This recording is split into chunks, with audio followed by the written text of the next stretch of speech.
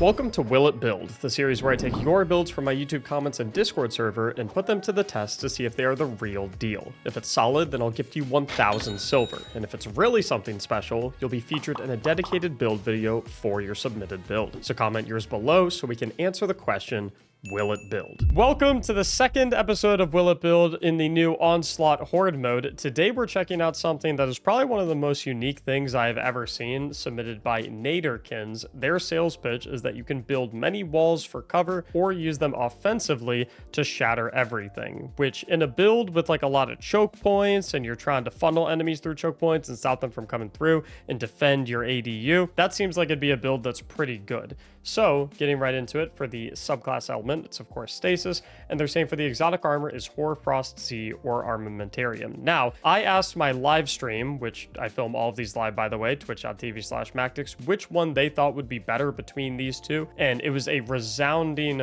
Hoarfrost Z answer. So Hoarfrost Z, instead of your barricade class ability, your barricade becomes a wall of stasis crystals that slow nearby targets when created, and standing behind them will grant yourself and your allies increased weapon reload speed, stability, and range. So it's basically a stasis wall that also has the benefits of a rally barricade. So we're going ahead and going with that one per my live chat's recommendation. As far as the aspects and fragments go, we have got Tectonic Harvest and Cryoclasm for the aspects. If we take a peek at these, Cryoclasm, after sprinting for a short while, enables a longer and more powerful slide. Sliding into a stasis crystal or frozen targets shatters them and any nearby frozen targets. So seems like the idea with this one is that we're going to be putting down our class ability, which is going to be a wall of stasis crystals, and then we can slide right through it to blow everything up. Over on Tectonic Harvest, shattering a stasis crystal creates a stasis shard. This shard grants melee energy when picked up by you or your allies. That'll obviously fund Shiver Strike, which in my opinion, I don't think this is a particularly amazing ability. I guess knocking back targets, that aspect of it, can be really good if you have like a tanky saboteur pushing your ADU, hitting them with the Shiver Strike and knocking them back. As far as the fragments go, they recommend the Whisper of Shards, Chains, and Torment, and it looks like they leave the fourth slot open for us, so I'm gonna kind of go with my best guess there. I'm also gonna, reference the live stream, see what those folks say. Always a good source of information. With shards, shattering a stasis crystal will temporarily boost our grenade recharge rate. Obviously, we're gonna be shattering a lot of shards. Amazing fragment for having maximum grenade energy uptime. Speaking of which, they don't say in here, but I'm assuming that means that our other grenade is going to want to be a glacier grenade, so we can have even more ways of generating stasis crystals. The Whisper of Chains makes it so that when we stand nearby frozen targets or a friendly stasis crystal, we get significantly increased damage resistance. If I recall correctly, it's a 40% bonus damage resistance, so that's absolutely fantastic. And then with the Whisper of Torment, we gain grenade energy every time we take damage from targets, going to further fuel our glacier grenades, so we can throw even more of those, slide through them, all that good stuff. As far as the final fragment slot, I feel like because we're sliding through so many grenades and causing so many shatter explosions from our stasis crystals and shattering frozen targets, I feel like the Whisper of Fissures, which increases the damage and size of the burst of stasis when we destroy a stasis crystal or defeat a frozen target, I feel like this is definitely going to be a must-have. Okay, I'm seeing basically every single person say that Fissures is probably going to be the play here, so I think Fissures is a good decision, so we'll stick with that. Now, what's interesting is the main weapon for this build is the Salvation's Grip Stasis Grenade Launcher, which I played back in Beyond Light when this came out, and in my opinion, it was probably the most useless thing in the entire world. But it's my understanding that things have changed a little about it, and it's got for the most part, a big rework. I'm told it's actually really good right now. So we've got Cryo Cannon. You can hold the fire button to charge and release to fire. This weapon's charged projectiles create a pattern of stasis crystals on impact and freeze nearby targets. We've also got Shatter Shot, where this weapon's uncharged projectiles deal bonus damage to stasis crystals and frozen targets, rapidly destroying multiple stasis crystals, reloads this weapon from reserves. So I'm told that it's actually really, really good now, and I can see how it would be really good when paired with our Glacier Grenade and our class ability that is constantly going to be making stasis walls. So, factor that in with our, our chains, our shards, our fissures. I can see how that's really good. Obviously, Cryoclasm to break everything, and then we get all these stasis fragments from Tectonic Harvest. The only question I have is, Towering Barricade has a base cooldown of 1 minute and 10 seconds, whereas Rally Barricade has a base cooldown of 1 minute and 30 seconds. Now, this doesn't really matter in any capacity because we're not actually putting down either of these barricades. We're just putting down just to make the stasis wall. So I feel like Rally Barricade is way better to use just because it has a shorter cooldown, because the wall is going to be the same either way. This is just kind of a bit of a cheat code to get it off more frequently. As far as mods go, I've already got the full mod setup. They are putting us towards a harmonic siphon. As a result, I don't know if Salvation's Grip crystals, when shattered and dealing shatter damage, will count as Salvation's Grip weapon damage. So just in case, I've went ahead and gone with a stasis primary ammo weapon in the prolonged engagement. You can focus this at Zavala in the tower with Vanguard engrams. And then I've also got Forbearance. I was recommended this by stream. I think a disorienting grenade launcher could also be pretty good here, but we'll experiment as we get into the run. Also got Heavy Ammo Finder and Scout per their recommendations. They also recommended Heavy-Handed, so our powered melee final blows create orbs of power. Not super sure how much use this is going to get, so I guess we'll see. Firepower. The only way this works is if the shatter damage of our Glacier Grenade actually counts as grenade damage, so that'll be something we have to test. And then, of course, bolstering detonation, class ability, energy back when we cause damage with a grenade. Same thing as firepower. If it inherits the damage, if it counts as grenade damage, then we're good to go. We'll make sure to test it. We've got double harmonic reserves here, so significantly increase Salvation's Grip ammo and a concussive dampener. For our boots, they recommend Innervation, Invigoration, and Insulation, so we're going to get big chunks of ability energy to all three of our abilities whenever we pick up Orbs of Power. And by the way, this is better than just running one Absolution, because if we come over here to Armor Mods and we scroll over a bit, you will see here that Absolution gives 5% ability energy to all of your abilities, whereas running these individual mods actually gives 10% to each ability. Oh, well, hold up. This is interesting now that I'm looking at this. So Innervation and Invigoration, the ones that give grenade ability energy and melee ability energy, they give 10% apiece. However, Insulation only gives 4% to your class ability energy, which means not only does Absolution give 1% extra class ability energy than Insulation, it also gives you an extra 5% to your other two abilities. So I think this might be a slight oversight on their part. I think it is undeniably better to just go ahead and stick an Absolution in this slot. Finally, on our class ability, Reaper, Bomber, and Outreach were what they recommended. This is what we've got set up. Right out the gate, I feel like we probably want to find a way to incorporate some stasis weapon surges into this build for not just the prolonged engagement, but if Salvation's Grip crystal shatter damage does indeed count as weapon damage, then it will also benefit. And I feel like we could very easily be armor charged 24/7 if we slotted in elemental charge because of how many stasis crystals we're going to be picking up through Tectonic Harvest. Going to generate them every time we shatter stasis crystals or kill a frozen enemy. But that's the entire build. Let's go ahead and give it a test, see if it'll build. I'm going to go ahead and take us to the Legend variant of Onslaught in Midtown with Hoss Eagle and One Salty Bunny, two folks that were hanging in my stream while we're recording this. Once again, all you who stop by when we record these, twitch.tv/Mactics, love saying hi to you guys and love seeing you stop by. So thank you so much. We're going to see how many waves in we can get. We're going to see how well we can do. We're going to answer that question.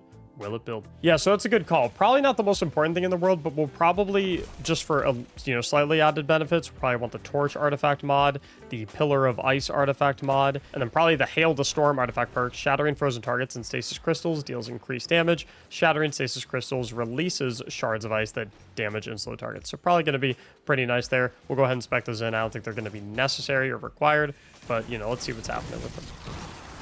So right out the gate, class ability. So there's that tiny stasis crystal. I believe that is a result of the fact that we're on Rally Barricade as opposed to Towering Barricade. I think if we're on Towering Barricade, we do the entire wall. So let's just test to make sure. I believe that it would be better to have the Rally Barricade, like I said, so your allies can shoot over that little gap, but we'll see. We'll see what happens. So we're going to come up here, throw it down. Okay, so it looks like we still have a tiny one. Dude, this is hilarious. So I casted it kind of by the wall, and so the other crystal that was supposed to be right here, it just came on the wall. Now I have like a little, window I can shoot through. That's super. I made a little, oh, okay, they destroyed my house. But for a brief moment, I had a little house. When you're using Hoarfrost Z, it automatically inherits the Towering Barricade cooldown, even if you have Rally Barricade selected, so not any difference there.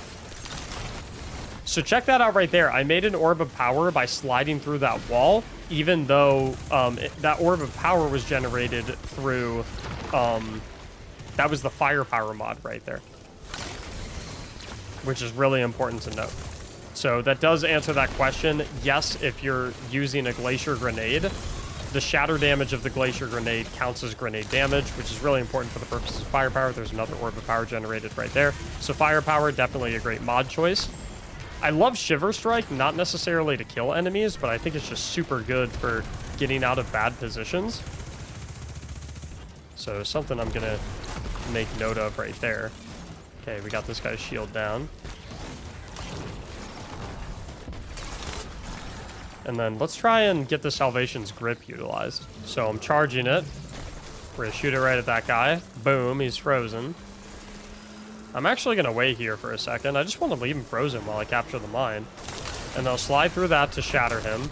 I'll cast my class ability, that'll freeze him again. I kind of just want to keep him frozen for now. I don't really want to deal with him that much, to be honest.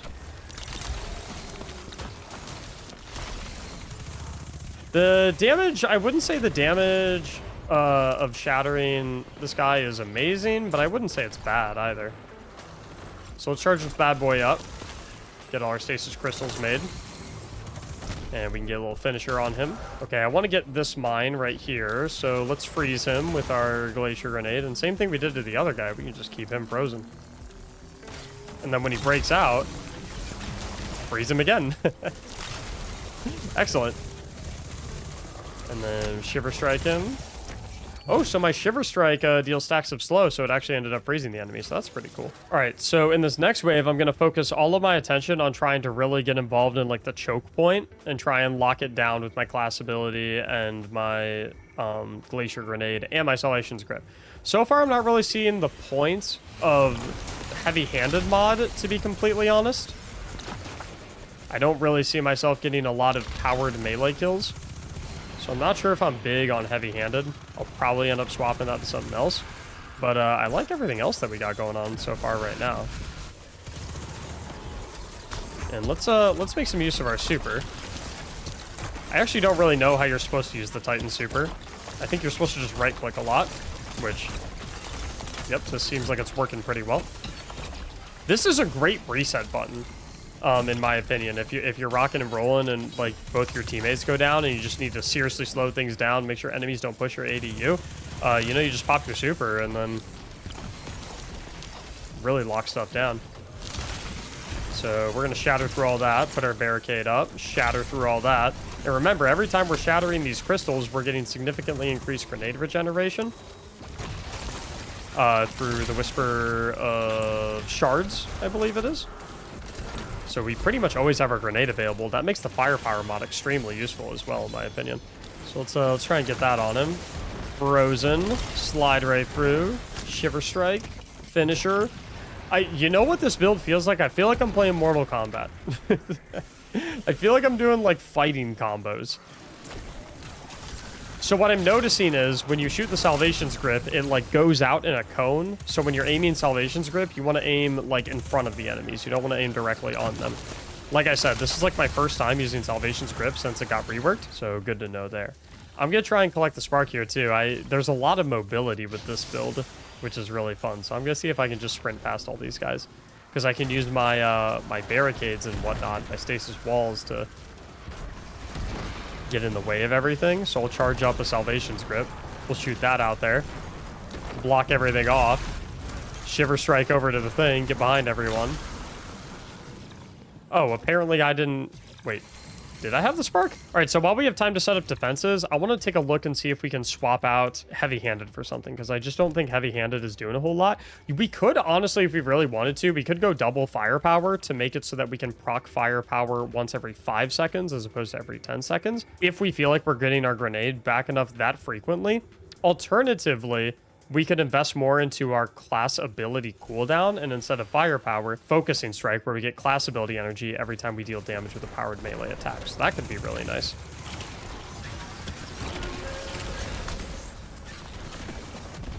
No! Problem that I'm gonna see already is ranged damage for this build is indeed lacking.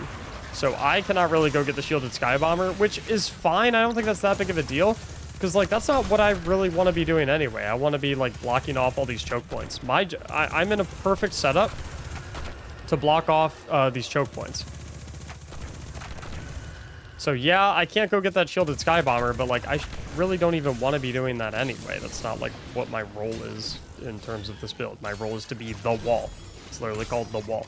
I'm wondering how I'm going to play the boss, because like we just established. So something I'm noticing right now is not only am I not getting powered melee kills with my melee ability, I really don't even want to use my melee ability on enemies that much anyway. I like using it much more as a maneuverability tool to escape the fight if I'm in a, you know, bad situation. So I think I kind of want to get rid of heavy-handed. I think I don't even want to really hit anything with my melee.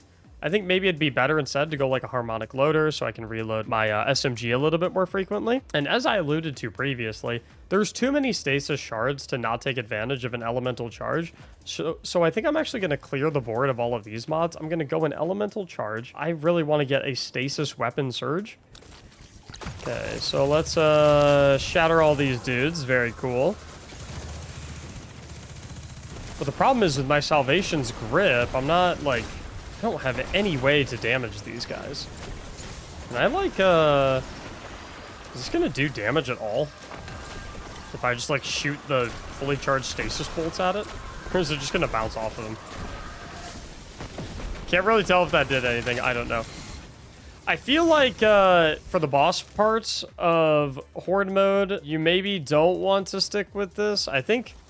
Even though you're not on a solar subclass, I think you might want to like swap to Dragon's Breath real quick. I think would be extremely effective, which works fine because you get a rally flag before every boss encounter. But where this build definitely struggles is long range boss damage. Normal Salvation's grenade on frozen targets does more damage. Oh, that is correct. I did read that right. I think you're correct. This weapon's uncharged projectiles deal bonus damage to stasis crystals and frozen targets. Okay, so you know what? Next boss, let's give that a go. Let's try and freeze a boss, and then we'll just, like, hit it with that. Does this operate like an actual grenade launcher as well? Like, if I just shoot at these dudes. Okay. That just goes to show how dumb I am when it comes to Salvation's grip. I genuinely didn't know. Okay, we're a little weak right now, so let's put this down. You shall not pass. Okay, so let's block off this wall. And then let's get the Salvation grip charged. Shoot a bunch of stasis right there. Shoot a bunch of stasis right there. And then slide. And then we'll pull the Salvations back out. Shoot it again. And then maybe we can slide. Okay, I see how this is going. Shoot it back there. This is called the alternating strategy. Get my Cryoclasm charged. Slide on through. Wait, that's kind of fun. Unstoppable Ogre. Not a problem. Oh, that's supposed to stun him. Now this will stun him. Boom.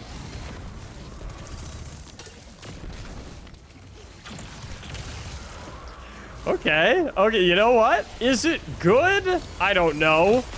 Is it fun? Yes. Okay, bit of a problem here. We've got a Tormentor, so let's try and freeze all these ogres so that they're not pushing into our ADU. Slide past this guy.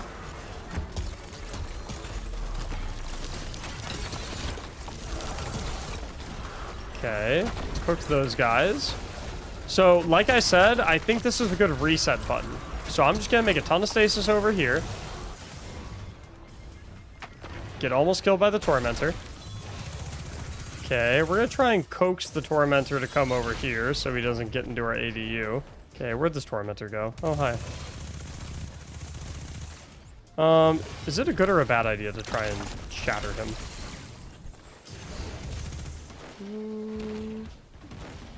Oh, God! It was a bad idea. Well, that's not looking good. Let's see if we can come back from it. Oh, this wave sucks.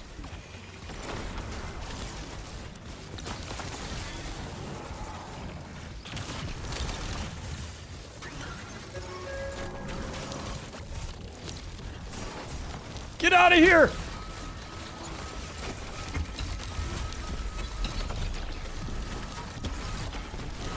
I am the wall. I am the wall. I am the wall. You cannot get past the wall. More walls. More walls.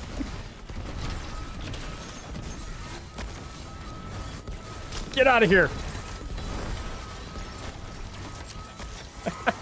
All right, this is working a little bit. Maybe. Oh, God! They picked a different route. All right. So I don't want to hold it against this build that a Tormentor wave basically took our ADU from 100% HP to 20% HP, and then it was just, you know, we're crawling out of a hole from that point on. There's probably better Titan builds. You know, Strand Titan is obviously very incredible. I think the Solar Titan one is good. I think the Doomfang Titan one is good. This one is hilarious, and this one is extremely fun. Is it going to be your best bet for getting to wave 50 on Legend? Maybe not. But are you going to laugh your butt off while you're using it? Absolutely. Could this completely cut it just fine in normal mode getting to level 50? Absolutely. So I'm going to say yes, it will build. It's unique. It was enjoyable. I had a lot of fun. Like I said, I don't think it's bad. I just think there are better options. So it still wins 1,000 silver. Still had a ton of fun with it. Appreciate the submission. If you want your build reviewed in one of these Will It Build episodes, make sure to join my Discord server linked in the description below. You can submit it in the Will It Build channel there. Thank you so much for watching. And as always, have a great day.